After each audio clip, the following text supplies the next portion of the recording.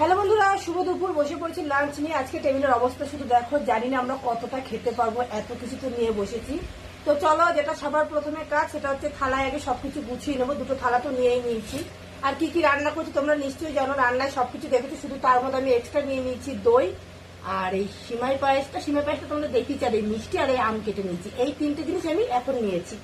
তো আচ্ছা বলতে পারো এখন মোটা খেতে হবে। তুমি এত কিছু কখন রান্না করো? তো এই যে দিয়ে দিলাম পটল ভাজা, গরমের মধ্যে ওইভাবেই করি। এত কিছু খেতে পারবো? খেতে গেলে তো রান্না করতেই হবে, গরমের চিন্তা করলে চলবে, তাই তো বলো। বেগুন ভাজাটা কিন্তু খুব সুন্দর হয়েছে, যাই বলো। বেগুন ভাজা, আচ্ছা জায়গাটা একটু ছোট করে দিই। তারপরে কি দেবো? দেনা পড়েগা ডাল, তাই তো।